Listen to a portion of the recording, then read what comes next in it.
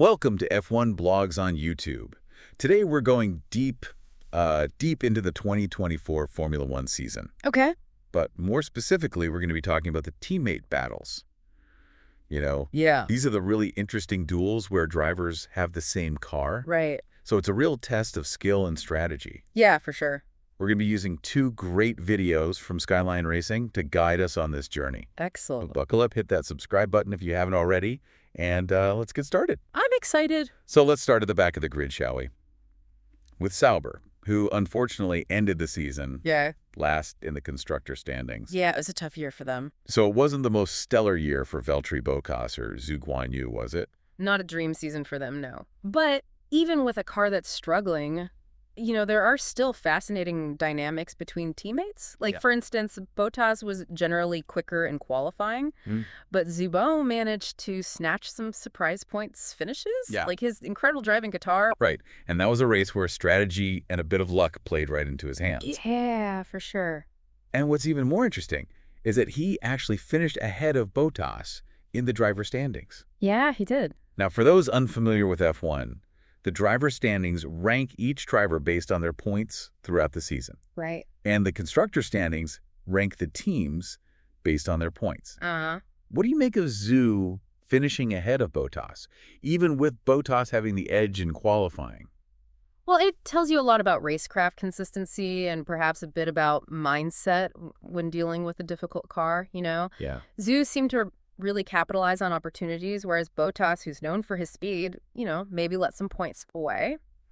We also have to factor in the team's internal situation. Yeah. Sauber went through management changes this year and had the looming arrival of Audi in the background. Right. All those things can be distractions that impact a driver's performance. That's a great point about distractions. Yeah. Speaking of teams in transition, let's move on to AlphaTauri, or should I say Racing Bulls, as they're now known. Yeah, big change for them. And they had quite the revolving door of drivers alongside Yuki Tsunoda this year. They did.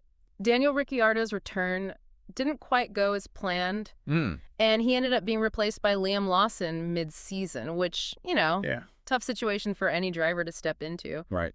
But Tsunoda really showed his mettle. Yeah, he really did. He came out on top in both of those teammate battles. He did. And that can't be a coincidence, can it? No, I don't think so. Do you think this season signifies a real step forward for Tsunoda as an F1 driver?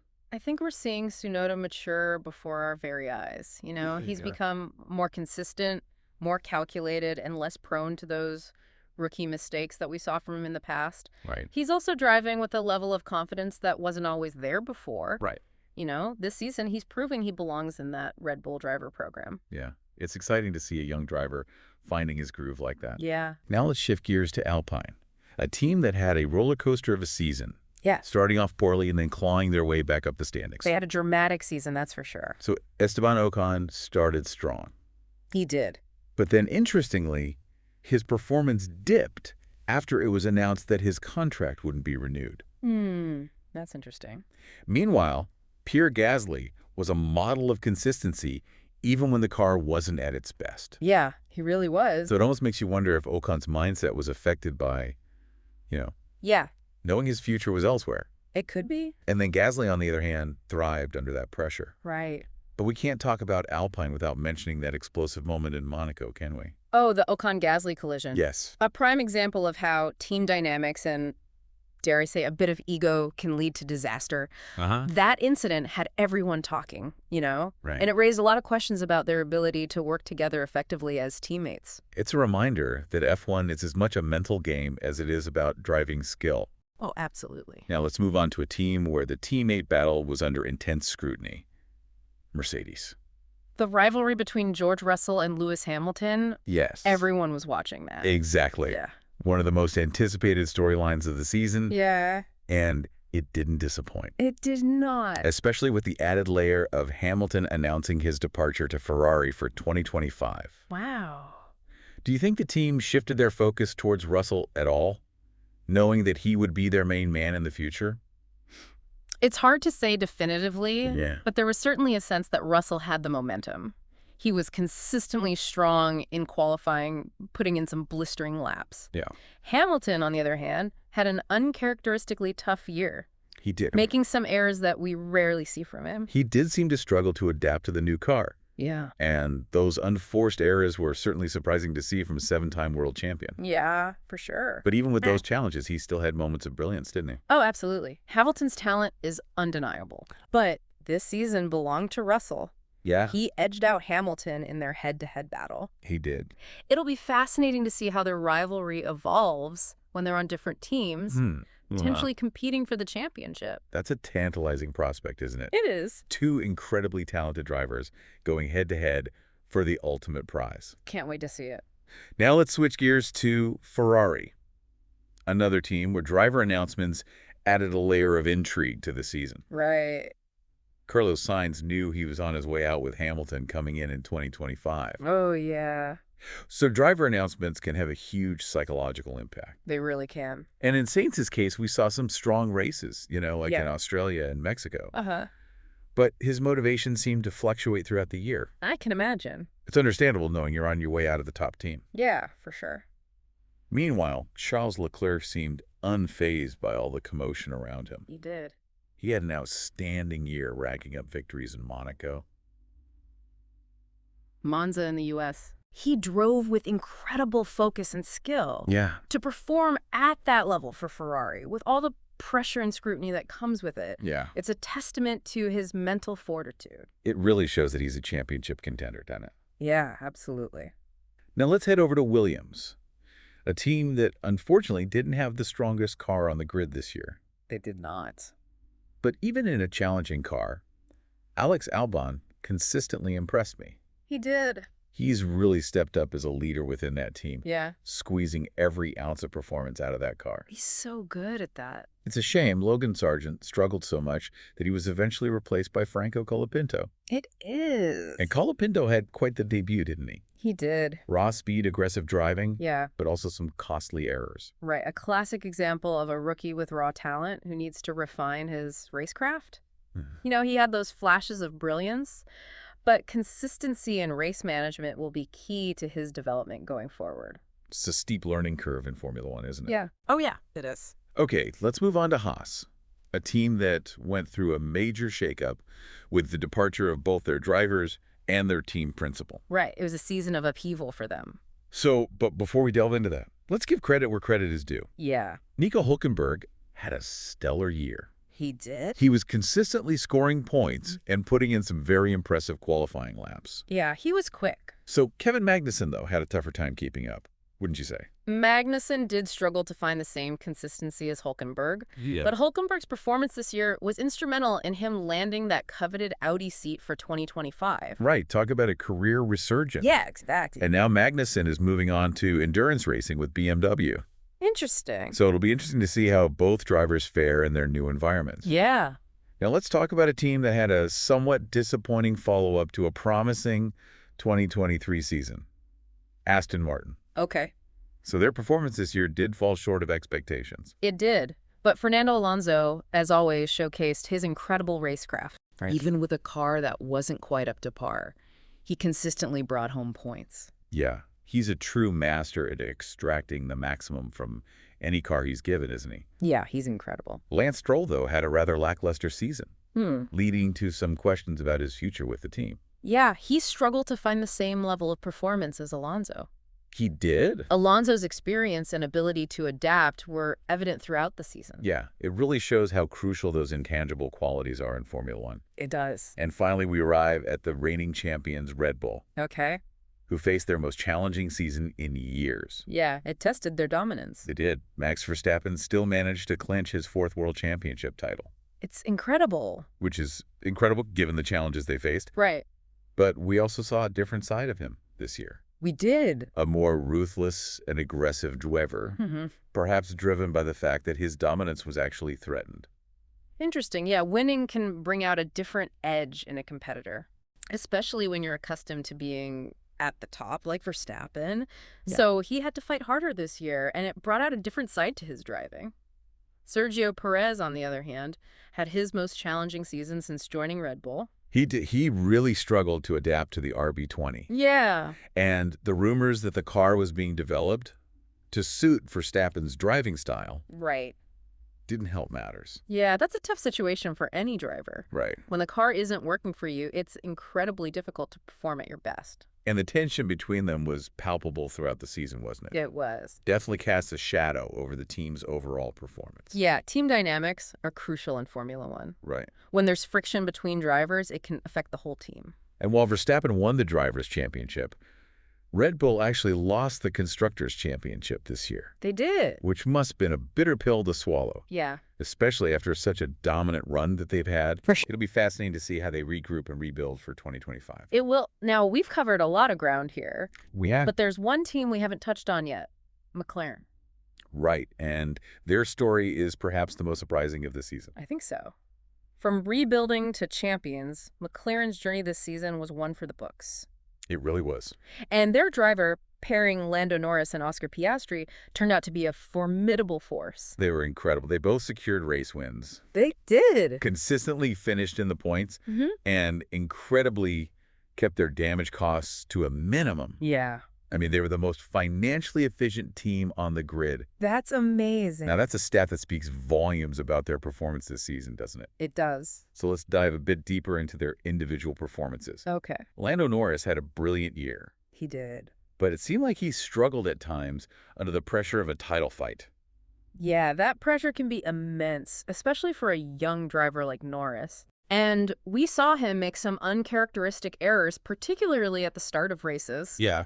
Which suggests he was feeling the heat.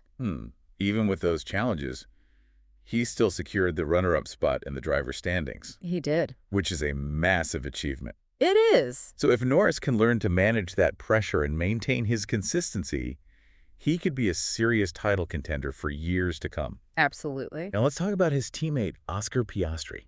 Okay. It was a bit of an up-and-down season for him, wasn't it? It's important to remember that this was only his second season in F1. Right. But he clearly has the raw speed.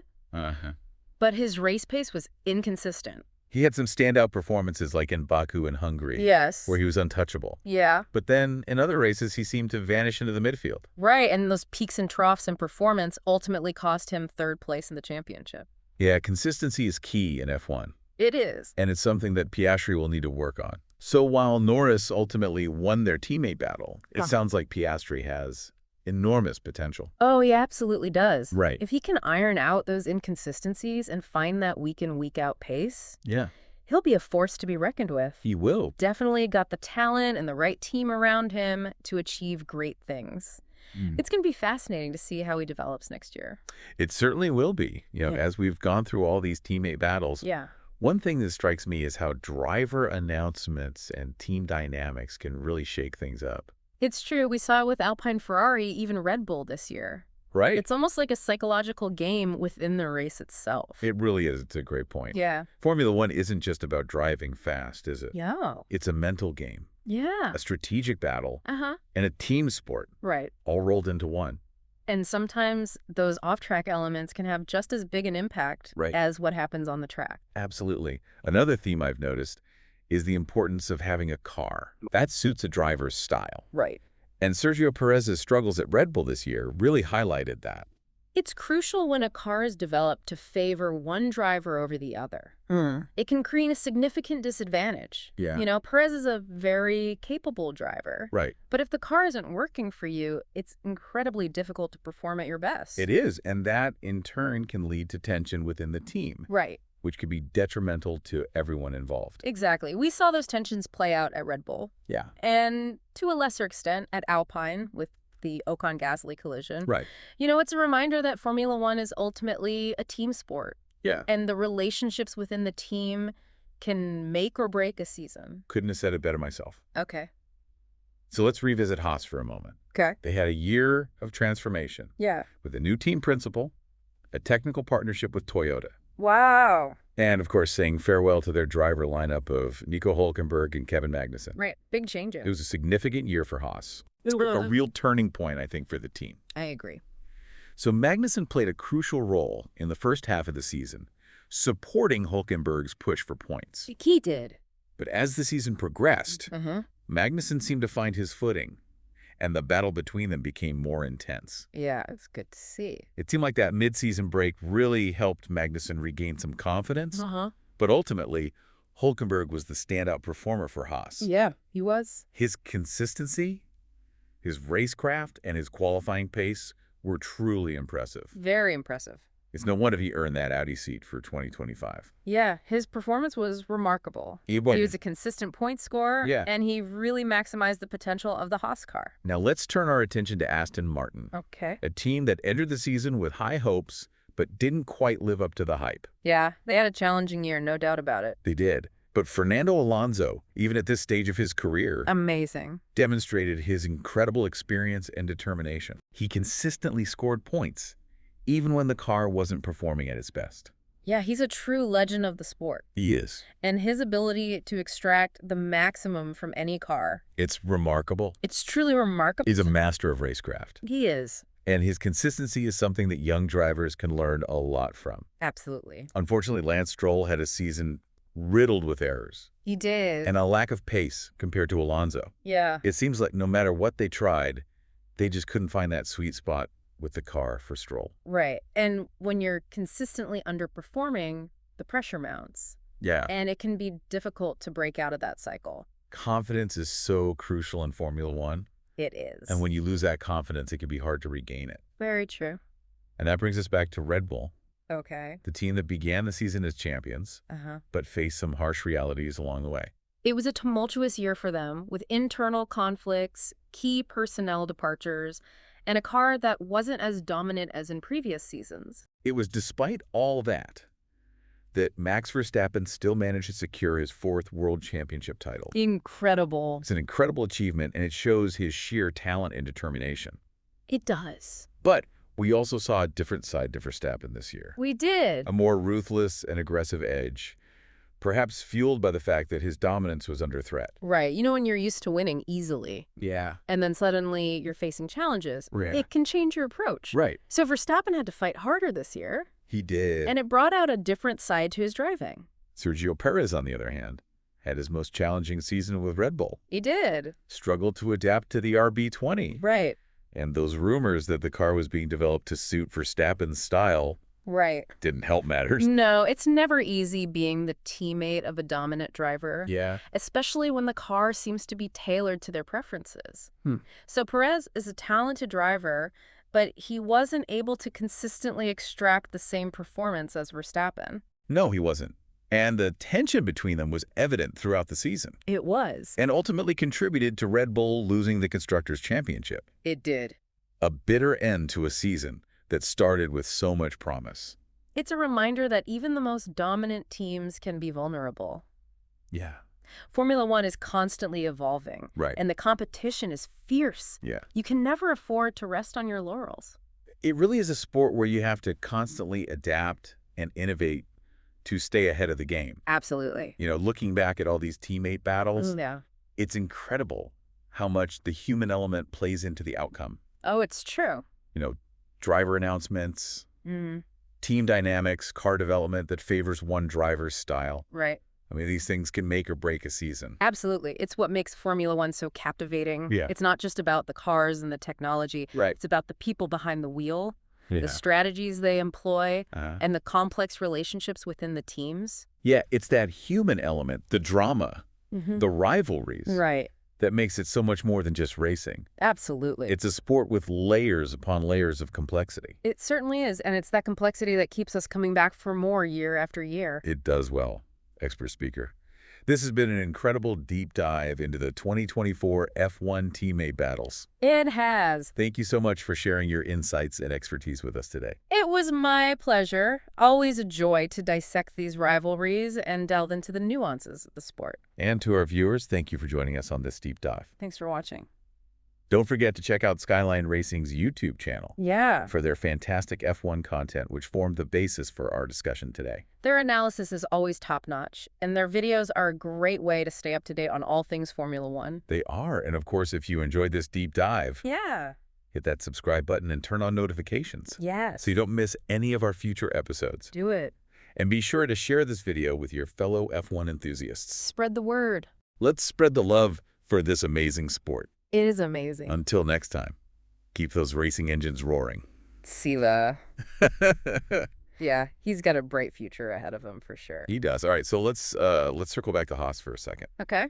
They had a pretty big year, a year of transformation, really. They did, with a new team principal, the technical partnership with Toyota. Yeah. And, of course, saying goodbye to their longtime driver lineup. Right. Nico Hülkenberg and Kevin Magnussen. Yeah, big changes for them. Huge. So it was a significant year for Haas. Yeah. I think a real turning point for the team. Yeah, I'd agree with that. So Magnussen played a really important role, I think, in the first half of the season. Yeah. Supporting Hülkenberg's push for points. Right. But as the season went on, Magnussen kind of seemed to find his footing. Mm-hmm. And the battle between them got a lot more intense. Yeah, it was good to see Magnussen come back a little bit. It seemed like that midseason break really helped him regain some confidence. Yeah, for sure. But ultimately, Hülkenberg was the standout performer for Haas this year. He was. His consistency, his racecraft, and his qualifying pace were all really impressive. Yeah, super impressive. No wonder he got that Audi seat for 2025. Right. His performance was remarkable. He was consistently scoring points. Yeah. And he really got the most out of that Haas car, I think. He did. All right, so let's move on to AstonMartin. Okay. A team that I think came into the season with a lot of high hopes. Yeah, a lot of hype around them. But didn't quite live up to it. No, they didn't. But Fernando Alonso, even at this point in his career, I know. he just continues to impress. He does. He really does. He consistently scored points, even when that car wasn't at its best. It's remarkable, isn't it? It's incredible, yeah. Like how he can just extract the maximum from whatever car he's given. He's a true legend of the sport, and his consistency is something that young drivers should really study. Yeah, they should take note. Absolutely. Yeah. Unfortunately, Lance Stroll had a season that was kind of riddled with errors. Yeah, and a lack of pace compared to Alonso. Yeah, they just couldn't seem to find the sweet spot with the car for him. They couldn't, and when you're underperforming like that consistently, yeah, the pressure builds up. It does. And it's hard to break out of that cycle. Confidence is so important in Formula One, and when you lose that confidence, it can be really hard to get it back. It can't. Okay, and that brings us back to Red Bull. Right. The team that started the season as champions. Yeah, defending their title. But faced some, pretty harsh realities along the way. It was a tough year for them. A lot of drama, some internal conflicts, key personnel leaving the team. Yeah. And a car that wasn't quite as dominant as we've seen from them in the past. Right. But even with all that, Max Verstappen still won his 4th world championship. It's insane. It's unbelievable, really. It just shows his talent and his determination. Absolutely. But we also saw a different side of him this year, didn't we? We did, yeah. A little bit more ruthless, a little bit more aggressive. Yeah. Maybe because his dominance was actually being challenged. Right. When you're used to winning so easily and then all of a sudden you're facing these challenges, yeah, it can change your whole approach. Yeah. Verstappen definitely had to fight harder this year. He did. And I think it brought out a different side of his driving. Now, Sergio Perez, on the other hand, had his toughest season with Red Bull. Yeah, it was a rough one for him. Struggled to adapt to that RB20. Right. And, all the rumors about the car being developed to suit Verstappen's style. Right. Didn't help matters. No, not at all. And it's never easy to be the teammate of a driver who's that dominant. Right. Especially when the car is seemingly tailored to their liking. Right. Perez is a talented driver, no doubt. Oh, for sure.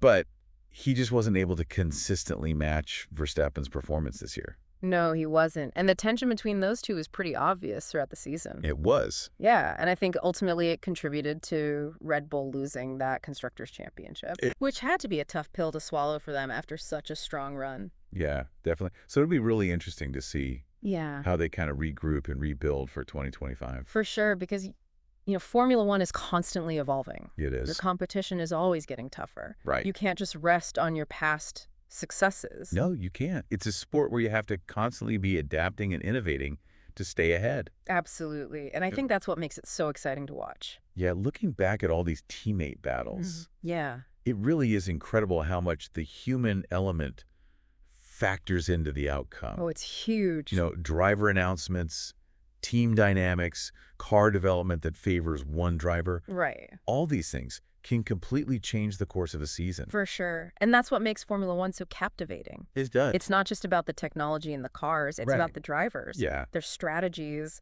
and the relationships within the teams. Yeah, it's the drama. It's the rivalries. It's what makes it so much more than just racing. It's a sport with so many layers. It is, and that complexity, I think, is what keeps us all coming back year after year. It keeps it interesting, for sure. It really does. It's so much more than just cars going around a track. It is, and that's why we love it. Exactly. Well, expert speaker, this has been a fantastic deep dive into the 2024 F1 teammate battles. Yeah, it's been fun. Thank you so much for sharing your insights and expertise with us today. It was my pleasure, as always. And to our viewers, thanks for joining us. Thanks for watching. Don't forget to check out Skyline Racing's YouTube channel. Yeah, great channel. Their videos were really the basis for our discussion today. Yeah, their analysis is always spot on, and it's a great way to keep up with everything happening in Formula One. It is, and of course, if you enjoyed this deep dive, hit that subscribe button and turn on notifications so you don't miss any of our future episodes. Yeah, do it. And be sure to share this video with your fellow F1 fans. Spread the love. Until next time, keep those racing engines roaring. See you later.